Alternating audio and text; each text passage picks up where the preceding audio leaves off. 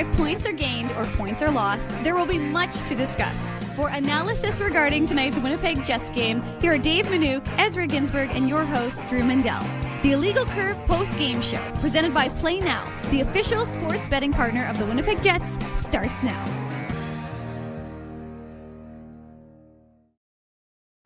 Good afternoon, Winnipeg. Good afternoon, Manitoba. And for all of those of you joining us wherever you are on the interweb, good afternoon and welcome to a second straight Illegal Curve postgame show hosted by me in the afternoon, absent Ezra Ginsburg, absent Drew Mandel, but we have a lucky addition today. We have Darren Bombing, DB, NHL.com writer, and of course of Bonfire Sports.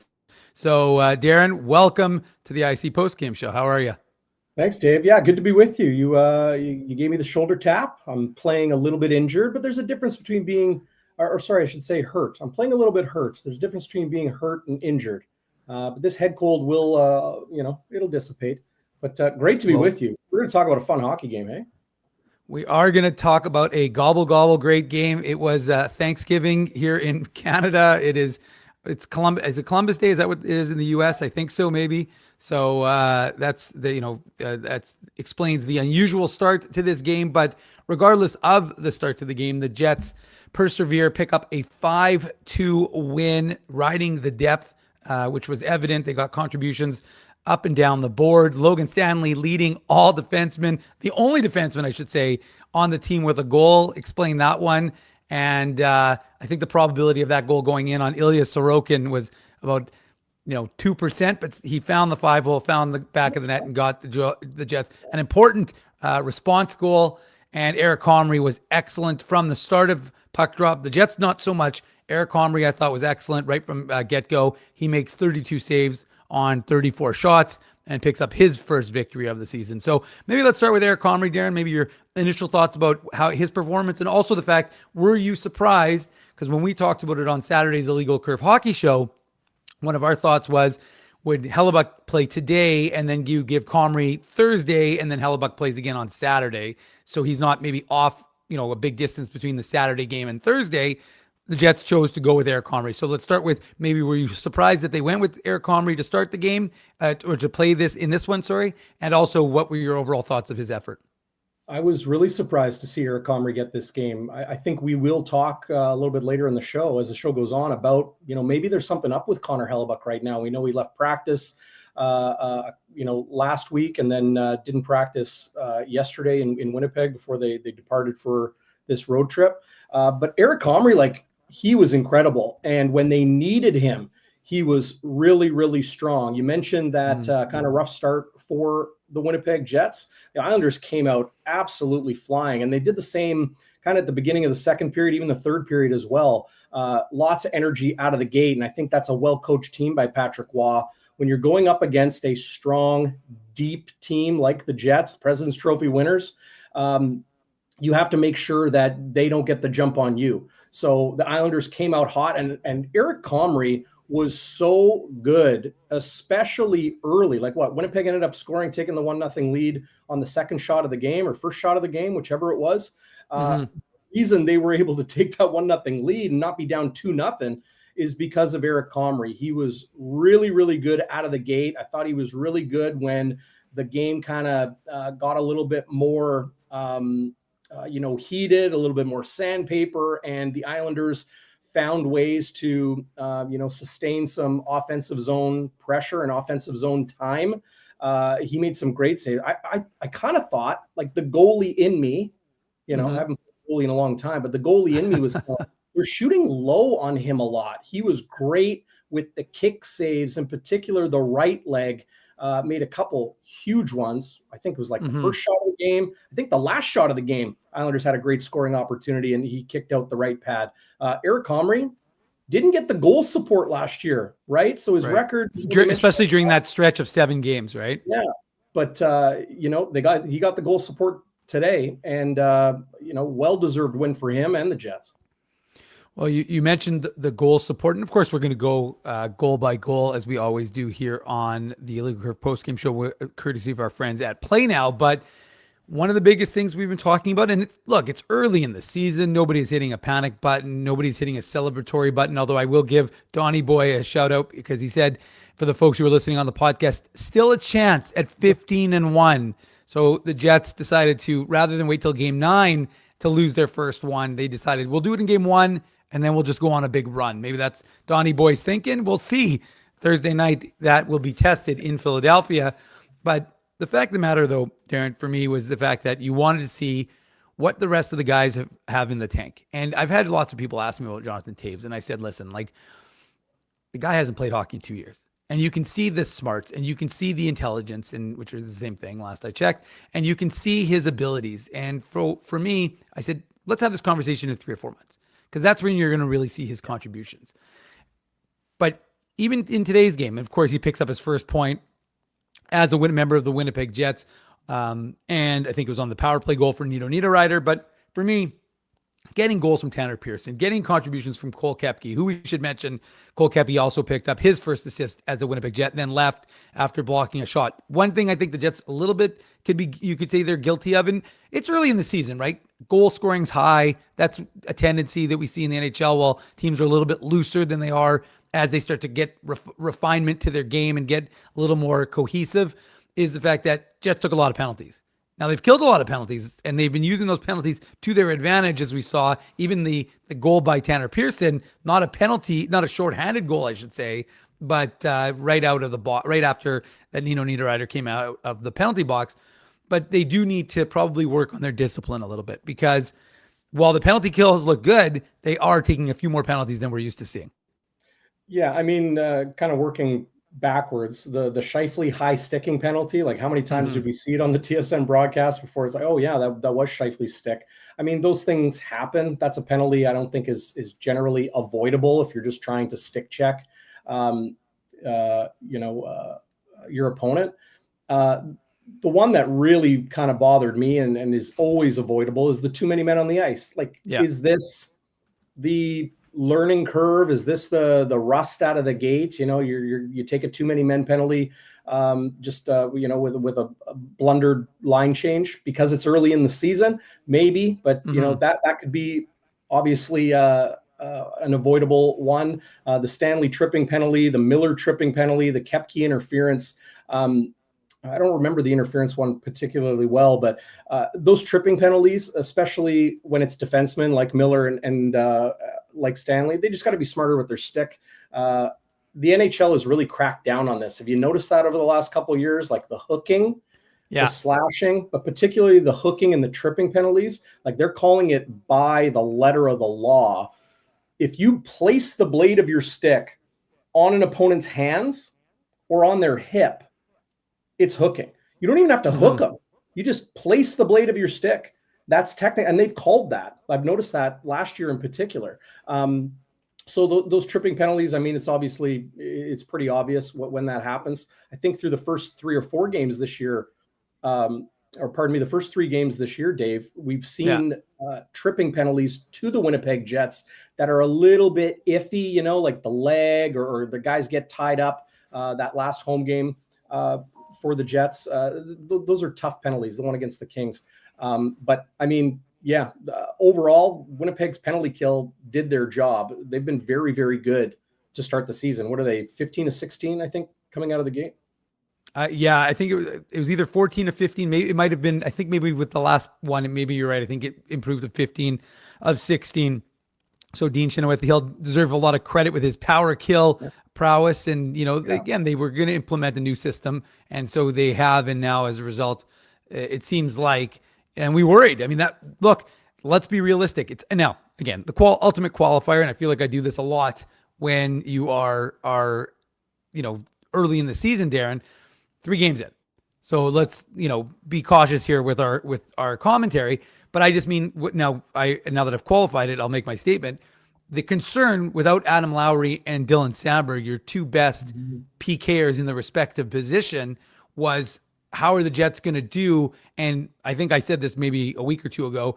They are going to have to ensure they are incredibly disciplined to avoid taking penalties because of the absence of those 2. Now, I would still suggest that they should be, cautious in terms of taking penalties. But, at the same time, I think those fears have been minimized a little bit, at least through the first 3 games. Yeah, I mean, like Tanner Pearson, he's shown to be a very, very good penalty killer.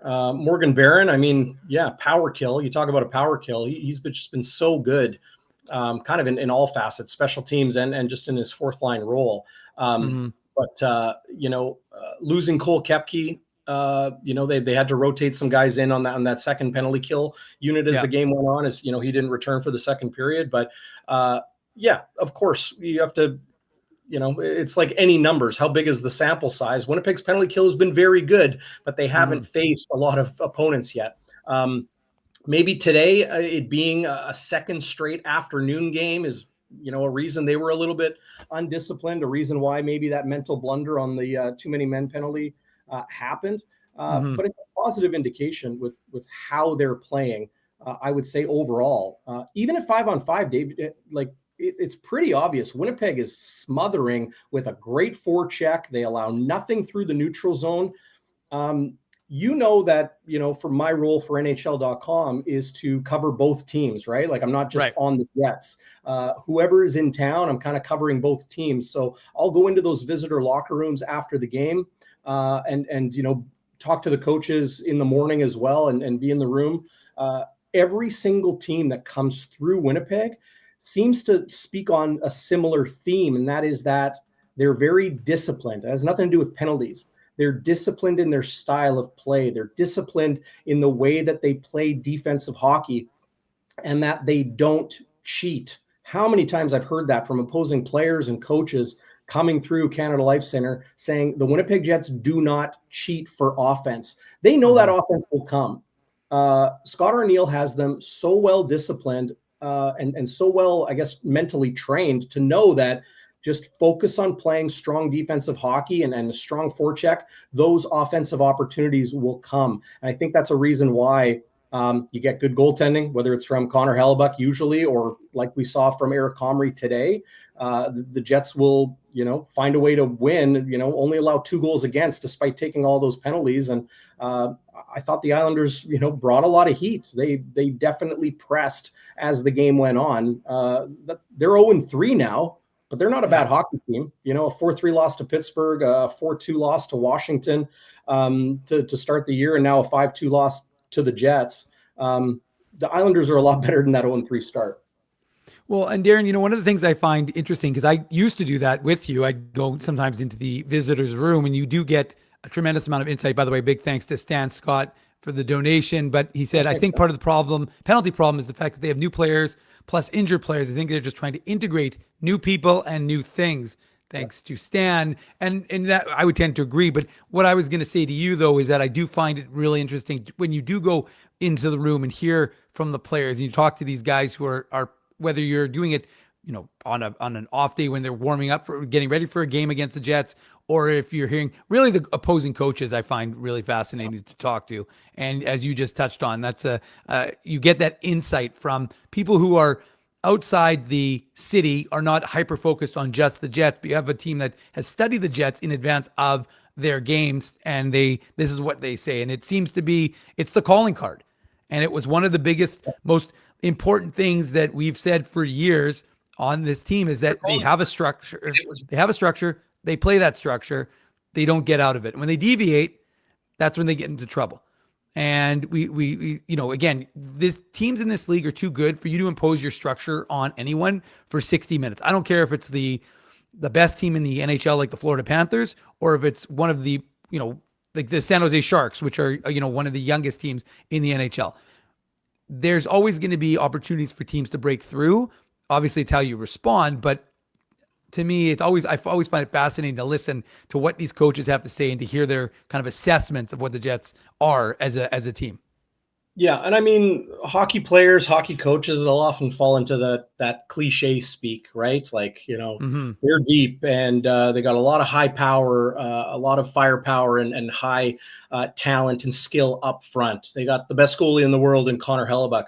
But it's, in writing for NHL.com and being in those visitors' rooms daily for all their home games for the last 6-7 years now, we've seen the evolution of the Winnipeg Jets from kind of a meddling team, a bubble playoff team, to the power that they are today, and expectations rightfully being on winning a Stanley Cup.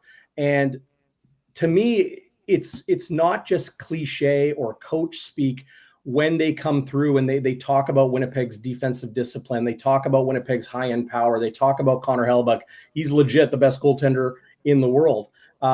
So it's been interesting watching that evolution of visiting perspectives on the Jets from 6-7 years ago. I imagine even 10, 15 years ago would be even greater to where they are today. The Winnipeg Jets, I mean, I think from a national scope, I would love your take on this, Dave. The national scope seems to be, well, I don't know if we have belief in the Jets, like show us first, where locally, I think we watch this team every single game. We watch it on a Monday afternoon or a Friday night. I don't know if that happens in Ontario or in central Canada or the East Coast. So that national perspective on the Winnipeg Jets, I think, gets skewed a little bit. They lose Nikolai Ehlers in free agency this year. And a lot of people are like, well, I don't know if the Jets are going to be as good as they used to be. How are they going to replace that point per game guy in Nikolai Ehlers? And they find value in, well, today it was Tanner Pearson. It was Morgan Barron the games past. It's Gustav Nyquist, 2 years removed from being a point per game guy, scoring 75 in a top 6 role with the Nashville Predators. I don't think you can, I always kind of get a kick out of how people kind of sleep on the Winnipeg Jets, but then you see the Islanders or the Flyers or the Panthers, or maybe that's a bad example because it's Paul Maurice, but West Coast teams come through Winnipeg and they all say the same things. Right. That this team is so hard to play against because of that structure and that smothering defensive style of hockey. And then they've got Kyle Connor scoring 40 goals and Mark Scheifele, what's he at, 5 points to start the season? He's got, no, he's got, I think now because he got the empty netter. So I think he's got 3 goals, 3 assists, maybe. I think he's got 6.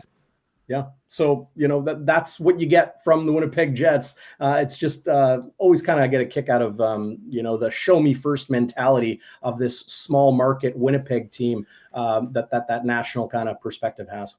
Well, to your point and kind of summing up what we've been talking about, Sheldon Arnovich, who's in New York right now and shares this comment, that Patrick Roy, of course, the coach of the Islanders and former great NHL goalie, said in postgame that he thought Isles played well enough to win, but for Eric Comrie, who Waugh said was outstanding. So Sheldon, thank you for sharing Patrick Waugh's insight into the game with us here on the Illegal Curve post-game show.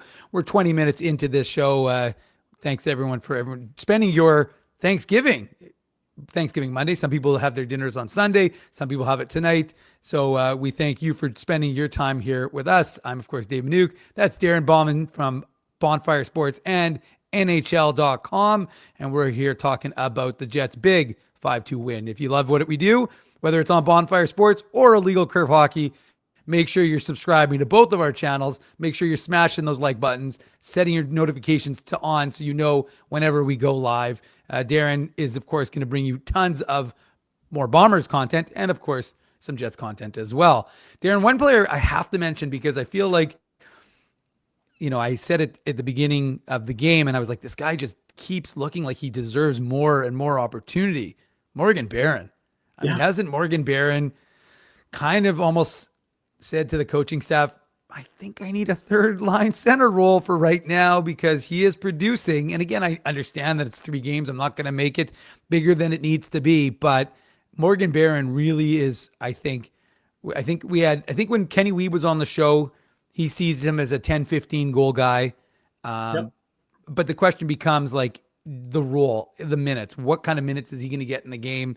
But to me, what have you seen from Morgan Barron? Again, early in the season, I should have highlighted the comment. Someone had it up from the chat. It was a pretty funny one saying that Morgan Barron is currently outscoring Nikolai Ehlers. So the Jets have won in that regard. But from your perspective, Darren, like what have you seen from Morgan Barron early in the season that shows you that this kid is just scratching the surface of what he can? Again, and to be clear, I'm not suggesting he's the second coming. I'm not saying he's going to be, a first line center, but what are you seeing from him early in the season, if anything, that shows you that he's ready to take on a bigger role?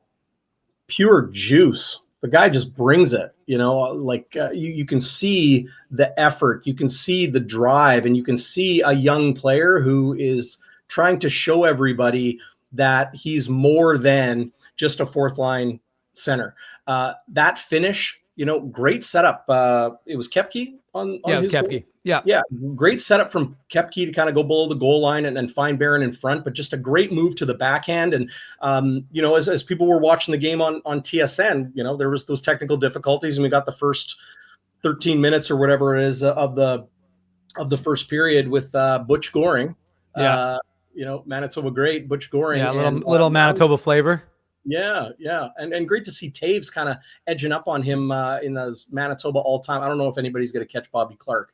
No. From the current class.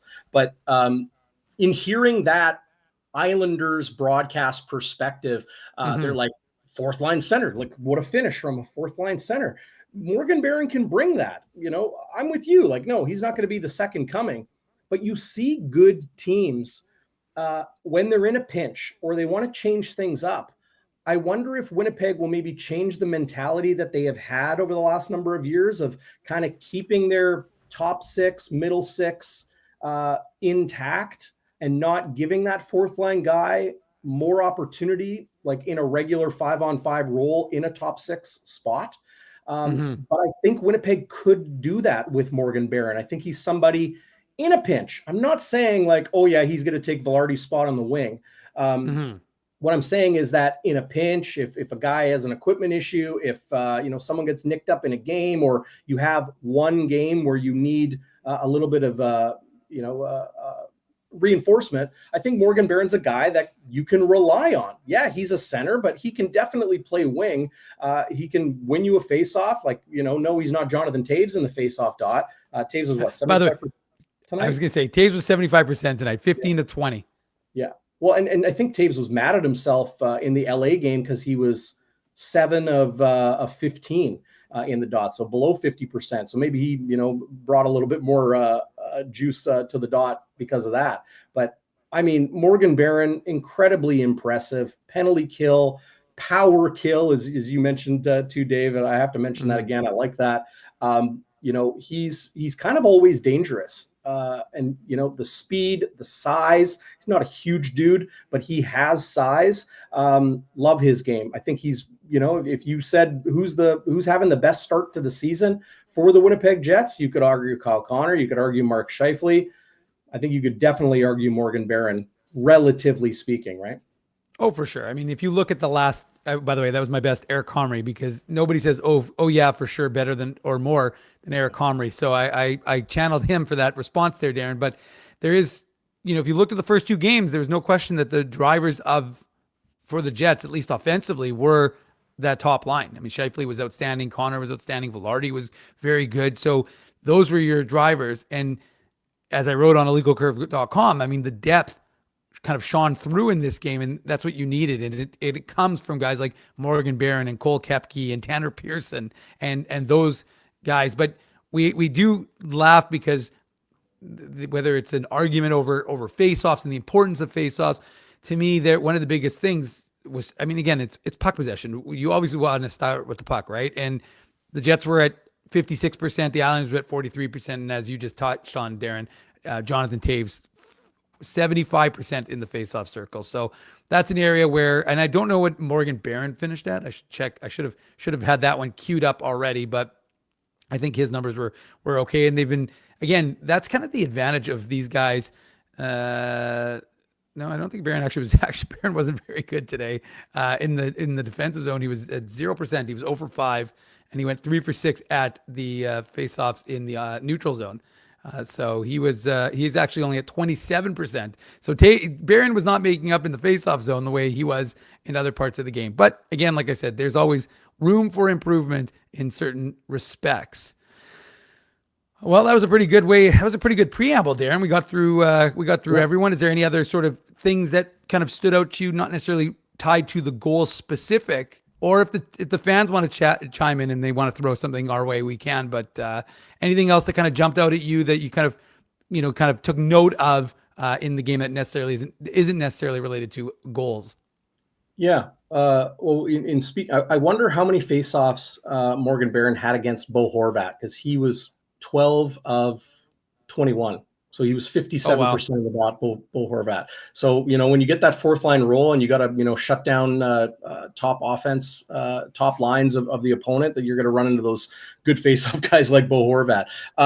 A thing overall, a theme that I stood out to me today, Dave, was the responses Winnipeg had. When the Islanders came in rushes, the Winnipeg Jets responded. Whether it was Eric Comrie early, or it was that fourth line, the third line, more so the fourth line, like Koepke, until he left the game, but Barron, Pearson, the responses they had with the forecheck, with, turning it up ice and trying to create those opportunities, I thought was very, very impressive from the Jets. When you're on the road and you're playing, everything's kind of weird, I imagine, when you start a road trip and it's a noon game and you played a noon game, a couple nights earlier at home, everything's probably feeling a little bit weird. Winnipeg was mentally impressive today because of the way that they were able to respond, the punch, counter punch. I really like that from Winnipeg's game today. Yeah, and there's no question. I mean, getting a goal 14 seconds after you give up the first one, your first one against, is a pretty good way, as you said, Darren, to respond to a little bit of adversity. But yeah, it was an important contest, and we will get into it as we break it all down, of course, here on Illegal Curve, on the Illegal Curve post game show, brought to you by our friends at Play Now. But I just got to, of course, find the bumper so I can give you, everyone, the game recap. The Play Now game recap.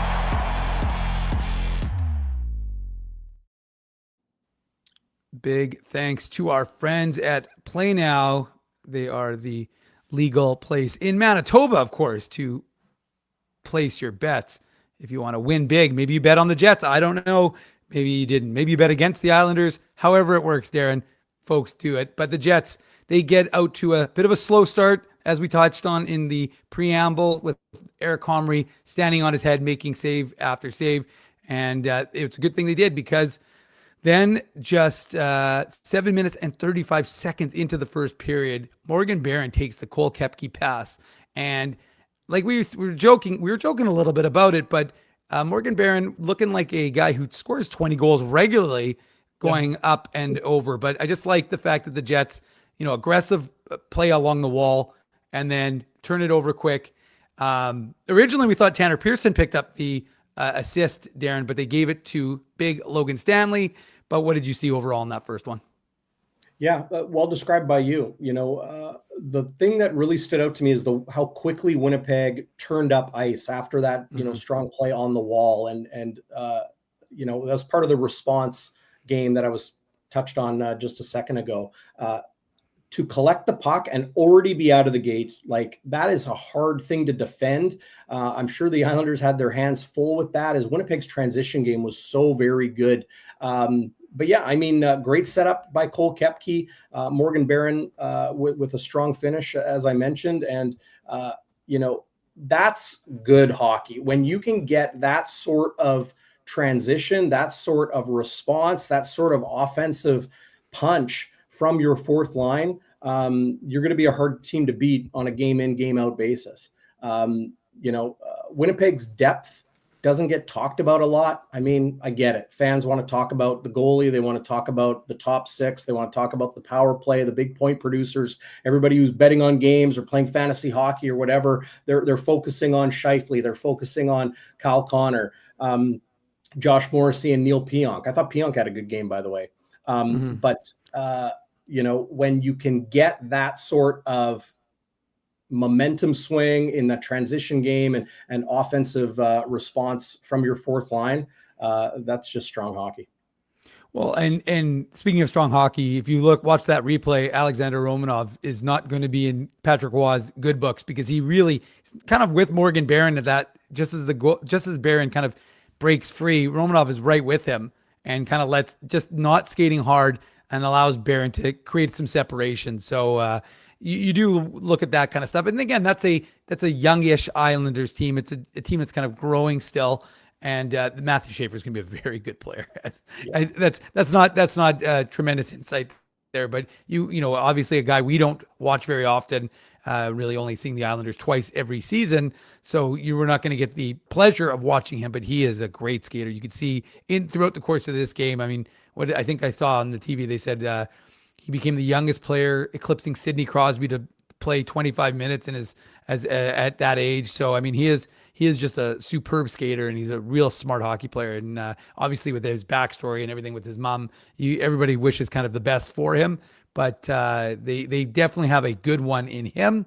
Like I said, it's a youngish team that's going to grow together. Very similar, I think, in the way Jets fans would remember the kind of the Jets with the Kyle Connors, the 16, 17 Jets when they were Connor and Scheifele and Laine and Ehlers kind of all growing Trouba. as a core. And Trouba, yeah, exactly. Yeah. Anyways, Darren. I wanted, as you're touching on Scheifele, first defenseman drafted first overall to have a point in each of his first 3 career games. And I got a quote from Patrick Waugh. I want to make sure I get this right. It's from my my NHL.com colleague Stefan Rosner on the island. Waugh about Scheifele tonight. He's got no hesitation. He's going in, and you know what? I don't give a damn. He can make a mistake. I don't care. End quote from Patrick Waugh post game today. They're empowering Matthew Scheifele to be himself and the biggest version of himself right away. It's incredible to give a guy like that so many minutes at that age on defense in the National Hockey League. But they're going to let him learn trial by fire, right? Throw him in there, let him make mistakes. Like Patrick Waugh says, I don't give a damn. Let him do it. He's that talented of a guy that it's like, you know what? Let him stumble, let him fail, let him learn, let him blossom and develop the hard way, or maybe it's the easy way. It's definitely the most direct way, right through the fire. It'll be interesting to watch Scheifele through the season. Absolutely. There's no question about it. So it's 1-0 for Winnipeg, looking to build. They're on the power play, late in the power play, Darren. They've got the second unit on, and Jonathan Toews, well, he's right in the mix, right in front of the net. And this is, again, where the smarts of Toews is, right? He's creating havoc, drawing people to him. Nice play by Gus Nyquist to get the puck over to Nino Niederreiter, recognizing that he doesn't really have a great angle.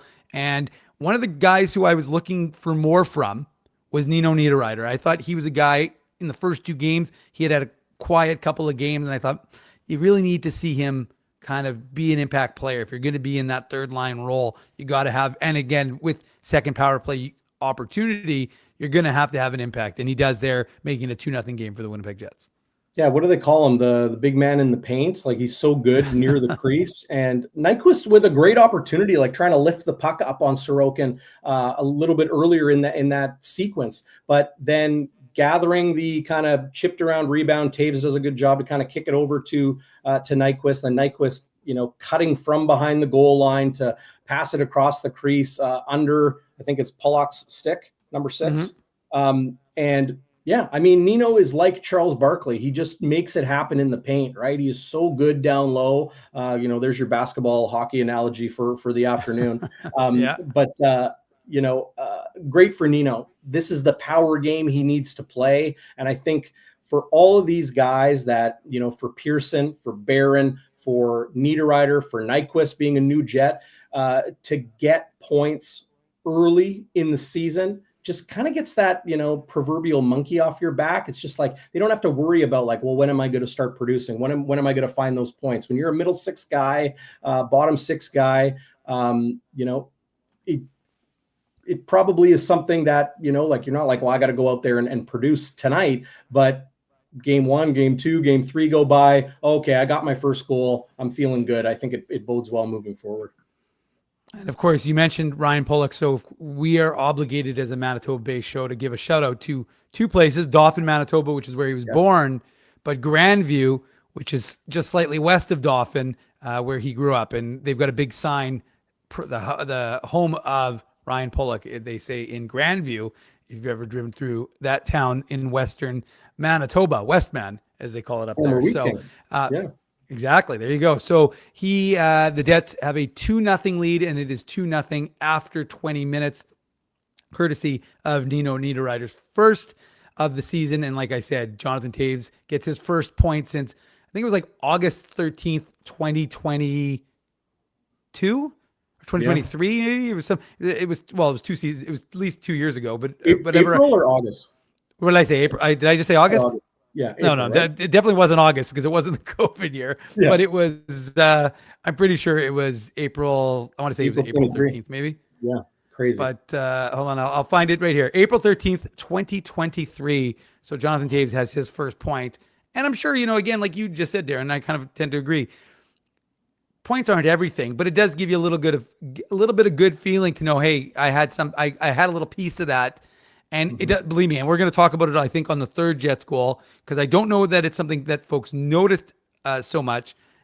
But even if you don't show up on the board, it doesn't necessarily mean you didn't have an impact. But we'll talk about that when we get to the third one. So it's 2-0 for the Jets after 20 minutes in Elmont, New York.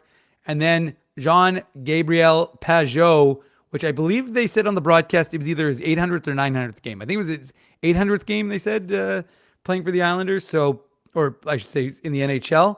But let me do a little fact checking here, Darren, just to see if I'm right. Yes, it was his 800th NHL game. So that's a pretty impressive. Of course, he was with the Senators to start his career, but still a lot of games in the NHL, which means he's a smart guy, knows how to handle himself, and he gets the Islanders on the board 2-1, 2:05 into the second period, tip in shot, and did love the way that I think it was Nemestikov was on him and gave him a little too much space. But how did you see this one?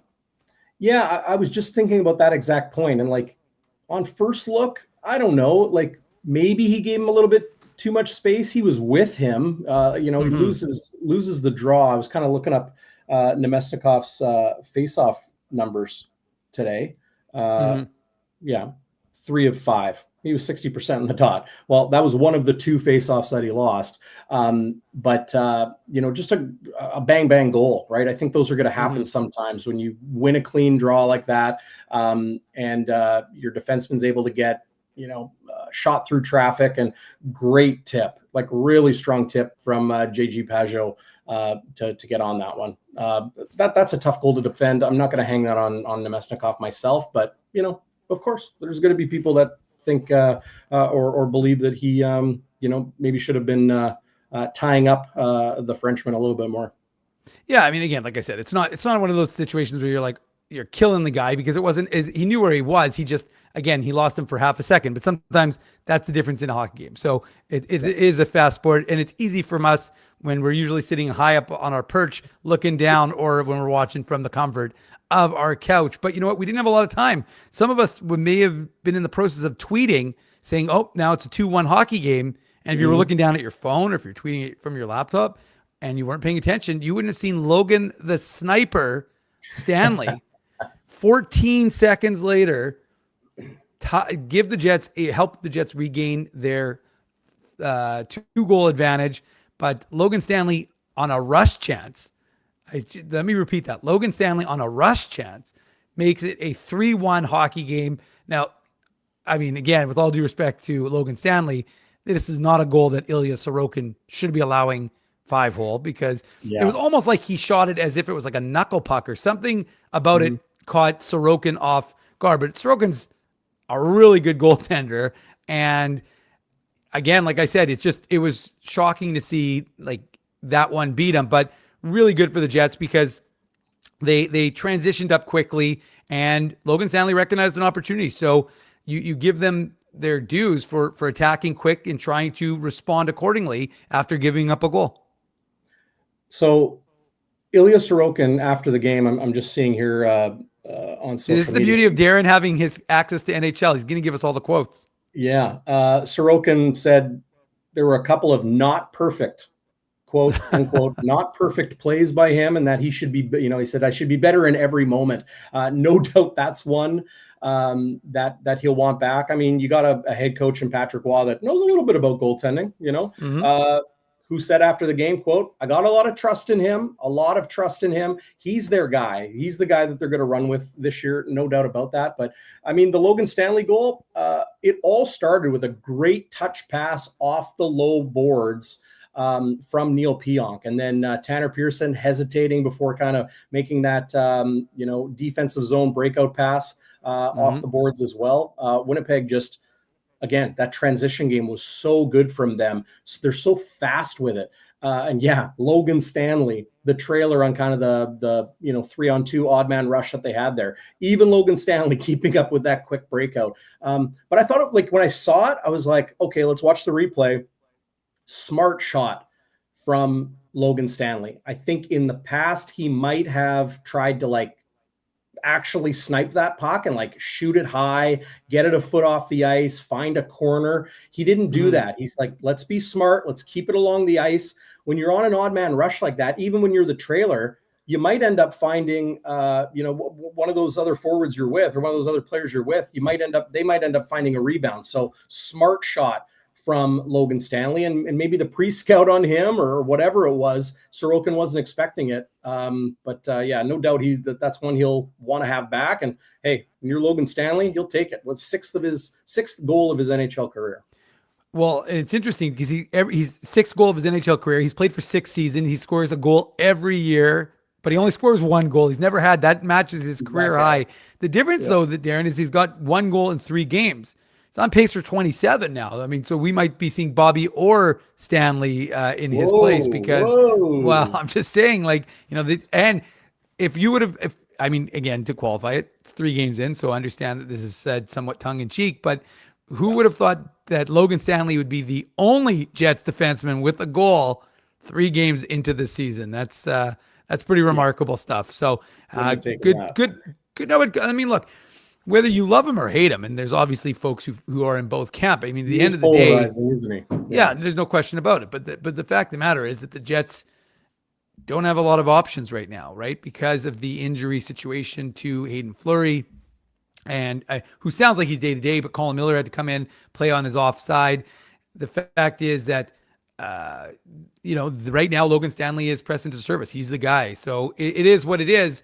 And he is the guy who's going to get those opportunities. Now, look, again, we can go through his game. There are elements of his game today that I didn't love, but ultimately he gets you a goal, and it's a big one, right? Because it makes it a 2-goal game, and it's a good response goal. The one thing on this play, though, that nobody is talking about, or I shouldn't say nobody because I was talking about it, but I think it's kind of necessary to bring up because it was what I was kind of alluding to earlier in the broadcast here, Darren, was I thought it was fascinating that Nikita Chibrikov essentially takes out Matthew Scheifele in the neutral zone very subtly.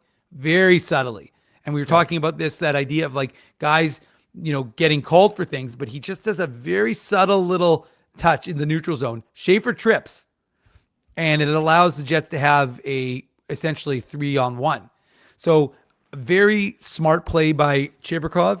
Doesn't get called for it. Now, I think Scheifele, to be honest with you, is a lot less pissed off because if it's one thing if Stanley shoots, gets the rebound, and then of course it goes to a Morgan Barron or Tanner Pearson, who Scheifele would have had. But because it beats Sorokin clean, what Chibrikov does doesn't really impact things to the same degree. But I just thought it was a really smart play by Chibrikov, and it was one of those situations where you don't really, again, it doesn't show up on the score sheet, but I thought it was smart and it was sneaky. And I thought it was a good play by a guy who, after game 1, wasn't looking great, but by games 2 and 3, started to look a little bit more comfortable and play a little bit more of his game. Yeah, I mean, Nikita Chibrikov got those first career games out of the way last year with the Jets. Mm-hmm. Was it last year in the end of the regular season? No, it was the year before. It was the year before when he played game 82 with him and Brad Lambert against the Canucks. Yes. They both played in game 82, and then last year they were playing a few others. Yeah, right. He scored. Right, but Chibrikov's, maybe he needed those games last year to get the kinks out. But it's taken him a couple games to get going. Today, you mentioned not on the score sheet, but this was Nikita Chibrikov's best game. And those things he does that don't show up on the game sheet is the reason why, as a very young player, he's trusted to a top 6 role, like playing with Alex Iafallo, playing with Jonathan Taves, like if Lowry was healthy, if Cole Perfetti was healthy, would he be there? Probably not. No, he wouldn't. Right. But Chiprikov, I think, has those hockey IQ tools and has those things with like things he does without the puck, those tools that make him a reliable player. And you know, it's so often you hear NHL coaches talk about, I trust a player. We heard it with Patrick Waugh today talking about Sorokin.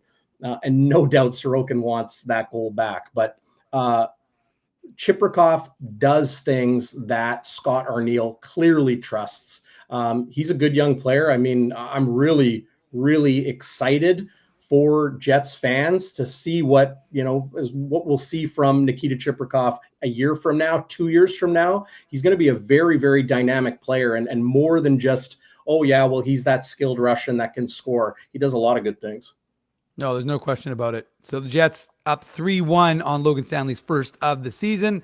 And 10 minutes and 20 seconds later, Nino Niederreiter coming out of the penalty box. We talked about those penalties and staying disciplined, which didn't exactly happen, but maybe there's method to their madness, Darren, because Nino Niederreiter takes a Tanner Pearson shot and he appears to run out of runway. You're like, all right, well, nice play by Nino, but Sorokin has got him beat. He's giving him no opportunity. He's running out of real estate. And yet, because Sorokin so aggressively committed to preventing Nino from having any space, he took himself out of his crease and gave Nino that opportunity to make just an absolutely beautiful eyes in the back of his head pass to Tanner Pearson, who scores his first of the season.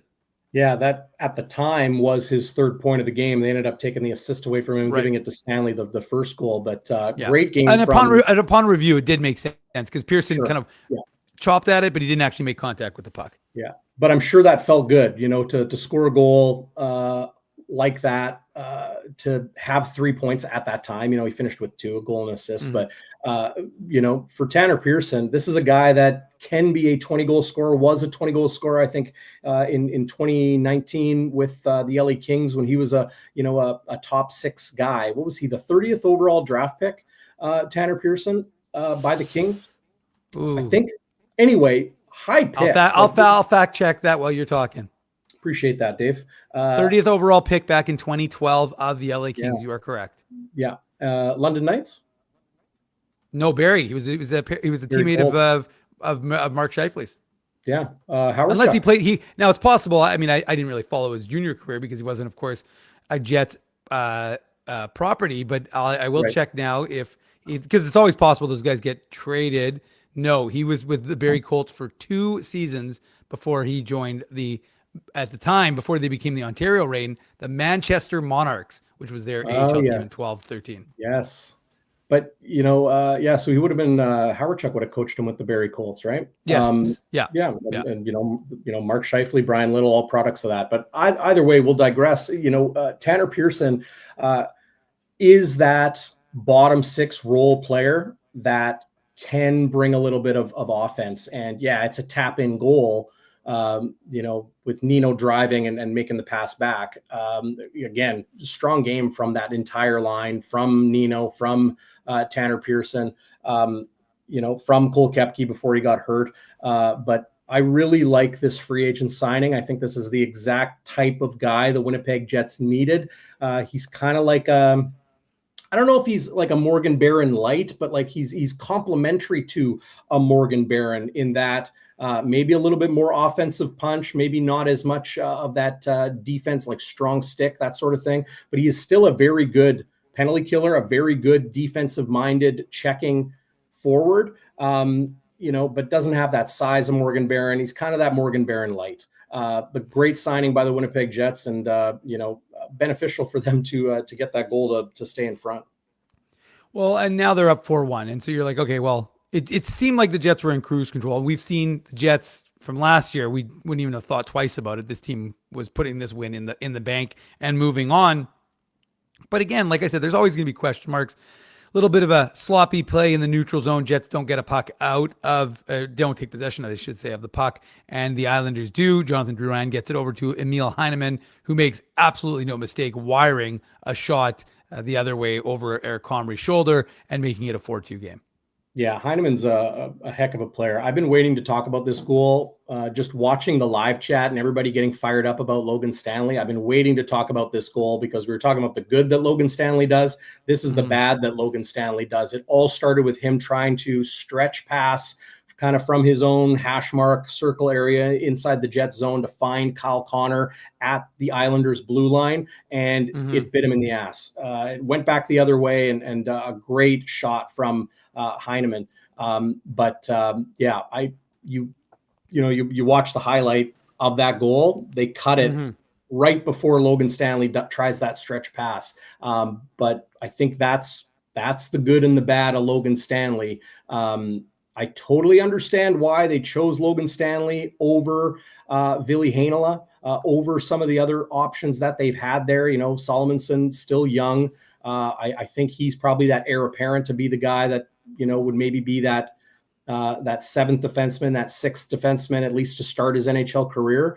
They need Solomonson to play games. That's why he's with the Moose. And they said the same thing about Ville Heinola, even though I believe that kind of experiment is over, the former first round pick of the Jets. But that's the bad of Logan Stanley. It's when he makes a mistake like that. I wouldn't call it a pizza, but it's definitely a calzone. He kind of wrapped that one up, folded it in half, and sent it on its way, and the Islanders took advantage. A great shot from Heinemann.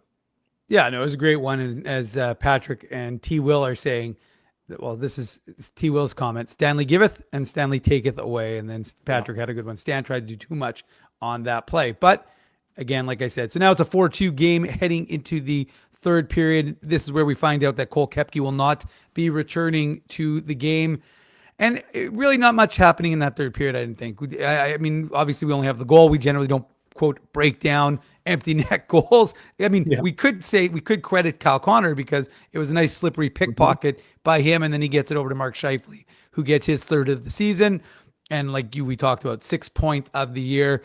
I mean, that this is a guy who is firstly motivated to win the Stanley Cup, but a very close 1A is to ensure that he is in conversation to be with Team Canada for the Olympics in February. So Mark Scheifele off to a really good start.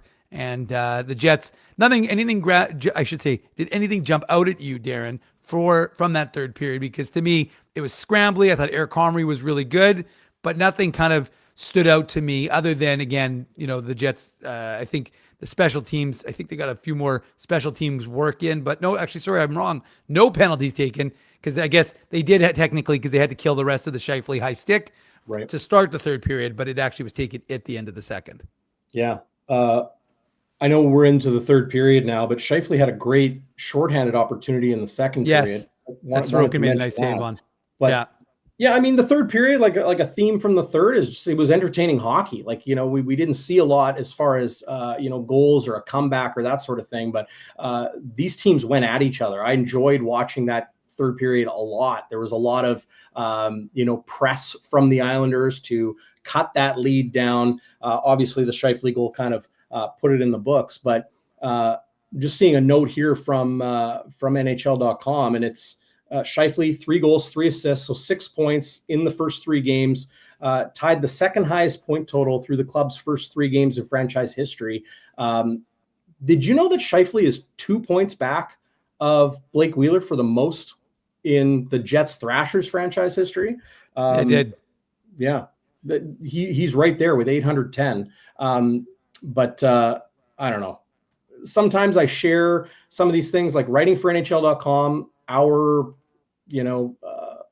approach is the Winnipeg Jets 2.0 franchise is the Atlanta Thrashers. It's not Solani and Howard Chuck and all that. So I'm always hesitant when it's like, well, Mark Savard and Ilya Kovalchuk, Peter Bondra, Marian Hossa, some of those guys, it's a little, Rich Peverly. I'm always hesitant kind of, talking about some of those records that, say Scheifele or Wheeler or those guys approach. But Scheifele,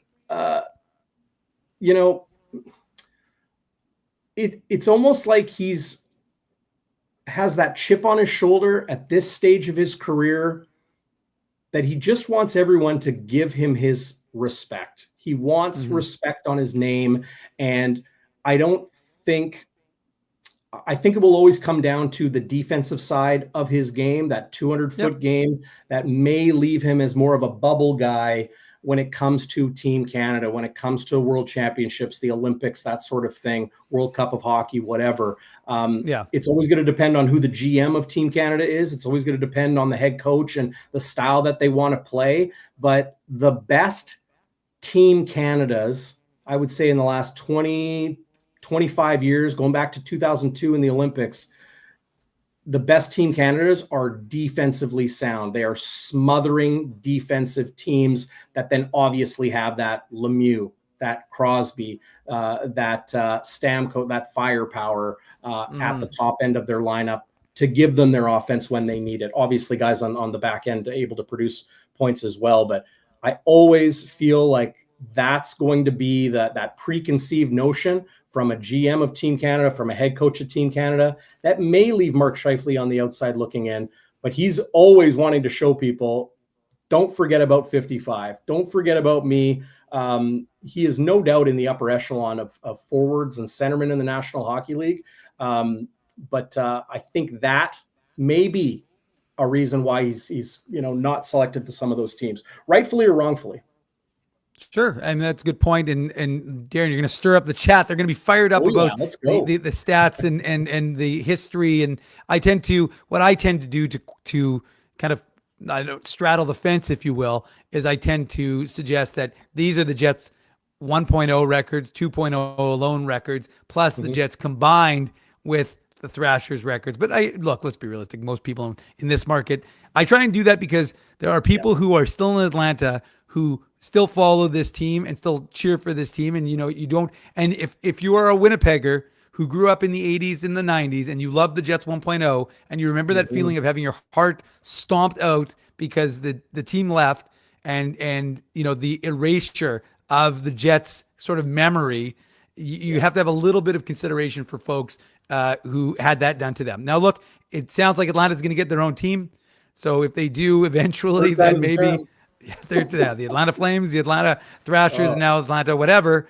But the fact of the matter is, my focus tends to be on the Jets. I just tend to focus on the Jets 2.0, and I'll compare them against the 1.0. But that's neither here nor there. That's more of a Saturday morning conversation on the Illegal Curve Hockey Show. This is the Illegal Curve post-game show, which we have nightly wrapped up. Well, we've done the first part of the show. We, of course, have to go to a commercial break.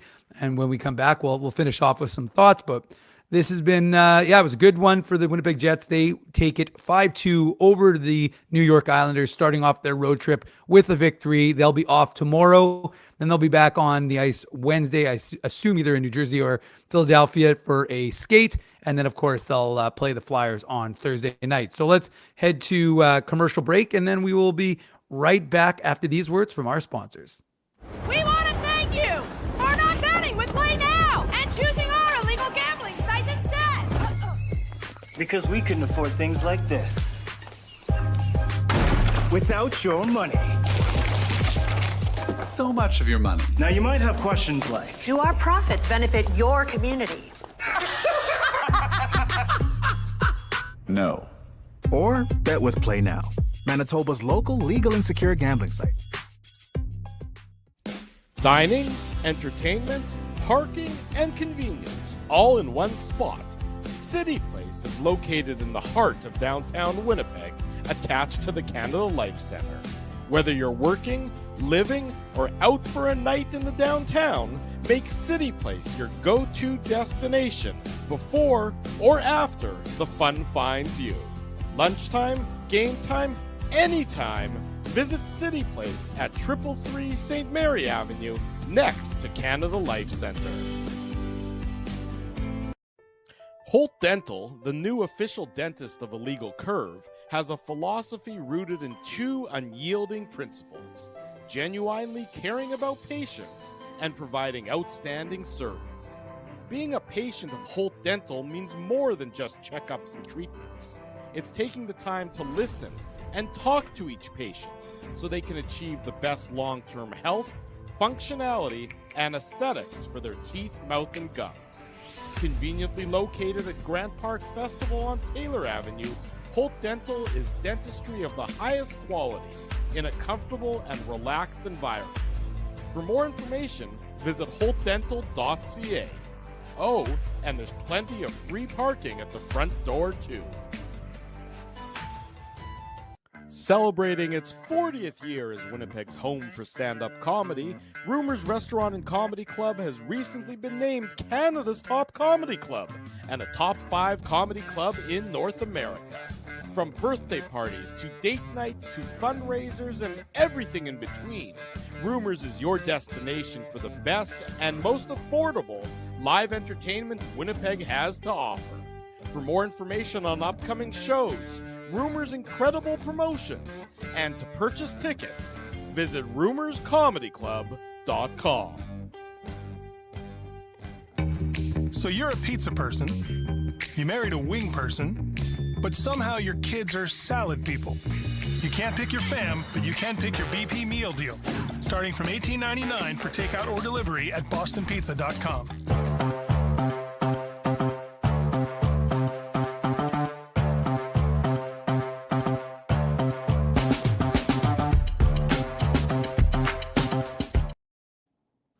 Welcome back to the Illegal Curve post-game show. I'm Dave Manouk. That is Darren Bombing of bonfiresports/NHL.com. We have been covering the Jets' big 5-2 win over the New York Islanders. And as I said before we went to commercial break, Darren, Jets will head to Philadelphia for their next bit of action. IllegalCurve.com already has a game recap up, already has everything you need to know from this weekend, long weekend, Darren, of action for the NHL and AHL clubs of Manitoba, because of course we have all the Moose games. They split their 2-game set against former Winnipeg Jets assistant coach, Manitoba Moose head coach Pascal Vincent, and his unbelievable Laval Rocket team. They are and they're missing, as Pascal told me after one of the games already, they're still missing some of their key firepower. So they're one of the best teams in the AHL. Well, they were the best team in the AHL last year. A lot of continuity with that team, and they struck. It was funny, Darren, because I wrote before the game, because of course the Moose got David Gustafson, who cleared waivers, and they got Brad Lambert, who had been sent down. So the Moose had what I thought was probably their deepest roster in 11 years of covering this team since they came back to Winnipeg. And I wrote that, and then of course they lose the game like 5-2. So similar score, in fact, the exact same score as the Jets won by today. But it was all special teams. They gave up 2 shorthanded goals. They gave up a power play goal, and they gave up a empty net goal. So if you consider 5-on-5 goals as your barometer, it was 1-1. So that wasn't so bad. But for folks who went yesterday, they didn't see the Moose. They didn't see the Moose build on their 4-1 win from Friday night into yesterday. And the Moose will, of course, have a day off. They were off today. They're going to be back on the ice tomorrow, a couple days of practice. Then they head to Grand Rapids to take on the Griffins for a pair of games, 6 in total on the road. But maybe, Darren, do you think that we're going to see some of those guys recalled because of the Cole Koepke situation, which I should inform folks? I believe it was Kenny Weeb who's on the road and said that Scott Arniel indicated, similar to what he did with Hayden Fleury, that right now he's just considered day-to-day. Yeah, I'm no waivers expert like the Ken Weebs and Murata Teshes of the world, but I can help you if you need it. Yeah, like Brad Lambert was loaned to the Moose. Yes. Right? So all of those things, they're going to need reinforcements, right? Like there's no but just to be clear, like assignment loan, it's all just language. It doesn't really there's no difference in terms of their ability to come back or anything like that. I mean, Brad Lambert is waiver exempt, so really they can just provided they are not exceeding the roster limit of 23, they're fine in that regard. Right. And, before we talk about the Moose, because I think it's important for the state of the Winnipeg Jets to talk about the Moose and the direction they took this offseason. But Hayden Fleury of the Jets, day-to-day after taking that shot off the kneecap against the Kings, Perfetti's going to be a while. Sandberg's going to be a while. Obviously, Adam Lowry still going to be a while, but Sandberg and Lowry are skating together. And then to see Cole Koepke go down blocking a shot, that's something we haven't really touched on. Like Winnipeg's shot blocking prowess has been awesome this year, like so good. And, Logan Stanley included. But if Fleury's going to miss some time, he's technically day-to-day. If Koepke's going to miss some time, I think Arniel after the game today said he's kind of in the same boat day-to-day with a lower body after blocking that shot. They're going to need some reinforcements. So They're going to have to call some guys up and maybe shuffle the roster a little bit, or shuffle the lines, I should say, a little bit. But Dave, the Moose inside and out, like really unlike anybody else I know out there and that I follow.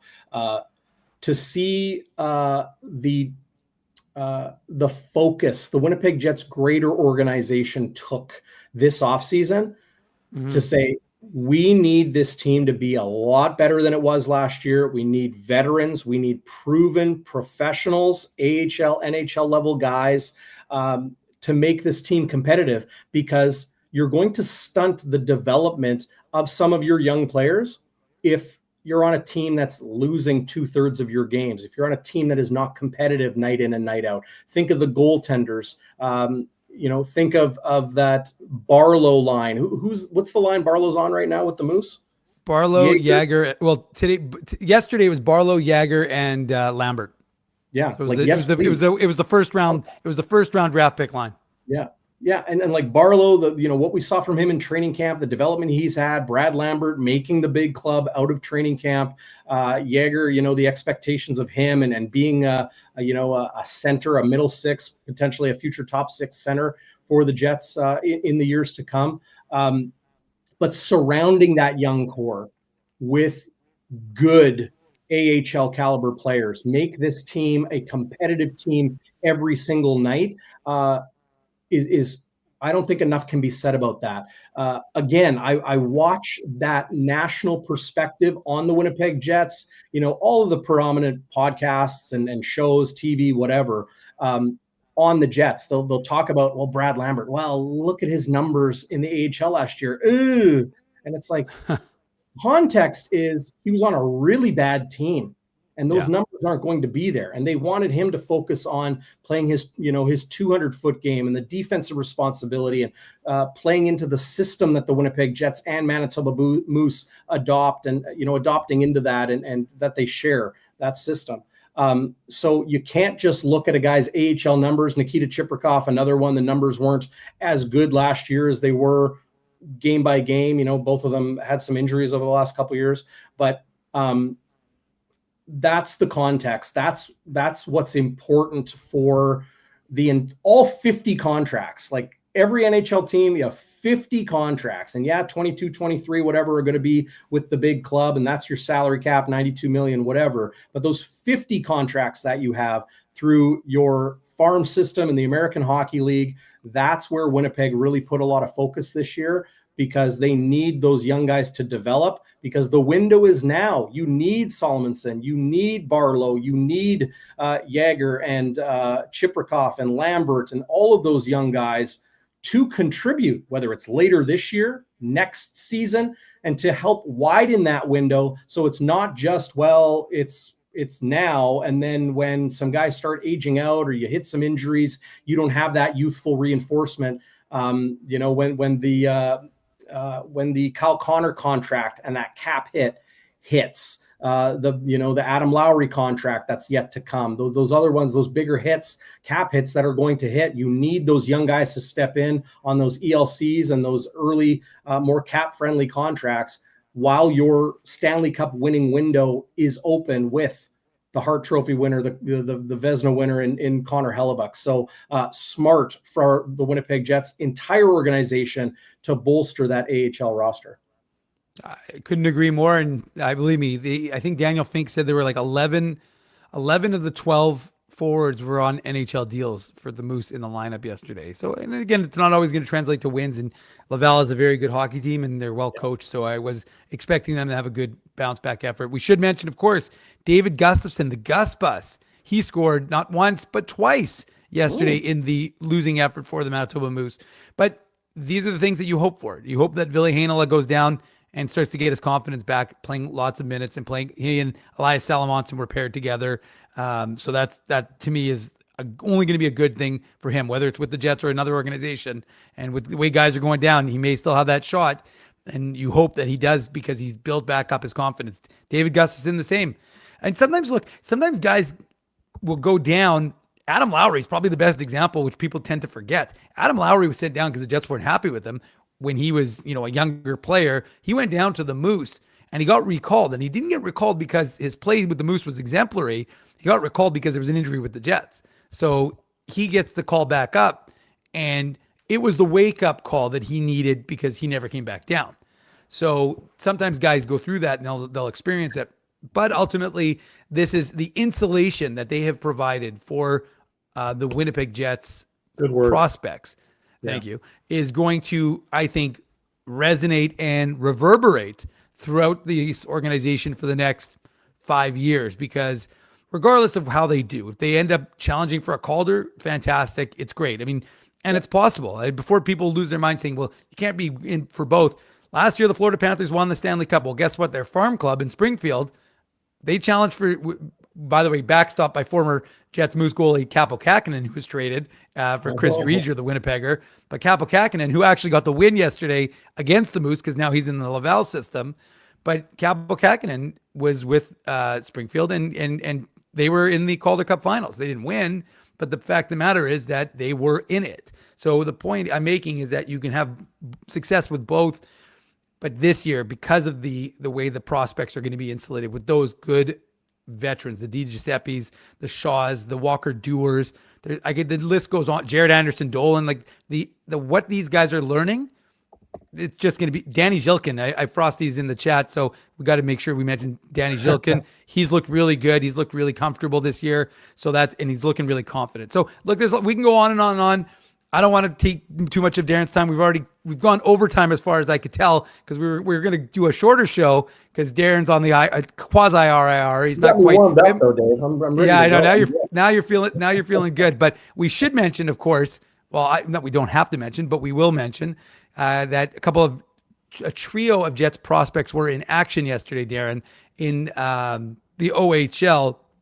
So 2024 fourth rounder Kevin He going up against his best friend and fellow Jets draft pick 2024 sixth rounder Kieran Walton. They did battle in Niagara versus Sudbury, and it was Kevin He and the Ice Dogs who came out on top over the Wolves. He also had a goal and 2 assists. He finishes as the first star of the game, whereas Kieran Walton had a goal and 1 assist. He also had 8 shots in the game, led both teams in that category.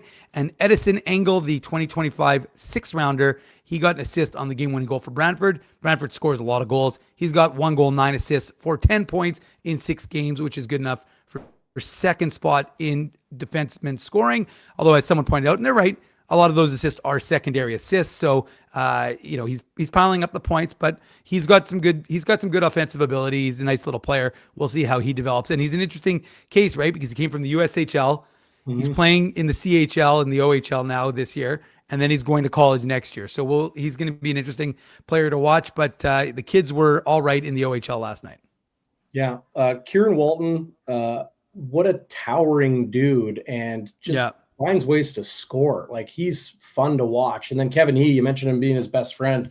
He's got a lot of goal scoring prowess as well. The future is bright. That draft and develop mentality wasn't just about taking Jets 2.0 from those Grant Klitzum, Toby Enstrom days to where we are today. It's about the now and the future.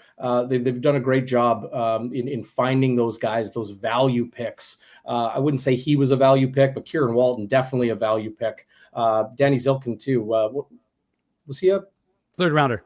Yeah, third. So you find guys like that in the third round and in the fifth round in Walton's case, or sixth, I think you said.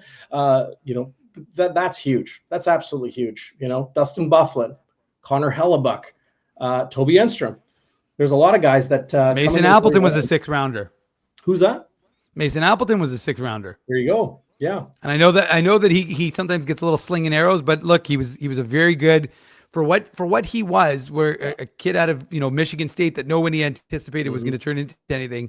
He was one of the top scorers in the AHL, and along with Sami Niku back in that draft class, or not draft class, but I guess actually Sami Niku was in the same draft class. But anyways, it was good. This has been great.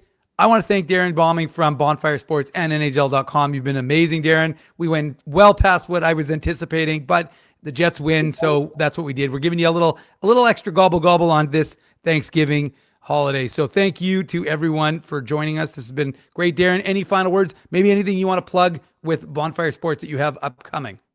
Oh, Dave, appreciate that a lot. First off, this was tons of fun. That was a really fun game to watch, really entertaining hockey. I'm sure fans are happy the Jets get a win to move above 500 for the first time this year. It was great being on with you and talking a little bit of hockey. So many people know me from Bonfire Sports and our Blue Bombers live pregame and postgame show that we do every single game on our YouTube channel. And even people in the live chat asking about Nick Dembski's hamstring as we're talking about the Jets here and the Moose. But great being on with you. Send my best to the guys. Happy Thanksgiving to you and to everybody else. Illegal Curve, myself. We've been doing radio since college, right? The old RRC, what was it called? Kick FM. Kick FM, was it 92.9 or something like that? Or yeah, who would have thought 2025 we'd still be doing these things. It's awesome. Absolutely. Well, let's hope for many, many more. And as you nicely said, Darren, happy Thanksgiving and all the best from us at Illegal Curve and from Darren. I'll speak on behalf of Bonfire Sports, but we wish everyone a happy and healthy Thanksgiving and hope you're spending time with your family, which is what we should probably go and do. So we're going to end this show, but thanks very much for listening to this. Has been the Illegal Curve postgame show. Thanks to all of you, and a big thanks to all of our sponsors here at Illegal Curve who make the postgame show, who make the Saturday show, and of course the website illegalcurve.com. A possibility, and they are in no particular order: Rumors Restaurant and Comedy Club, Play Now, Hold Dental, City Place, Wheatland Hockey, and Boston Pizza. Support these fine businesses because of your continued support of Illegal Curve Hockey. Well, of course, we are next going to be in action on Thursday night when the Jets are taking on the Flyers. So join us for that. And of course, all week long, we will have illegalcurve.com fired up to make sure that we have you covered for anything Jets, Moose, or hockey in Manitoba related. That's it. That's all. Thanks very much for listening. This has been an Illegal Curve postgame show. I'm Dave Minuk. He's Darren Bombing. And for that, we are now done.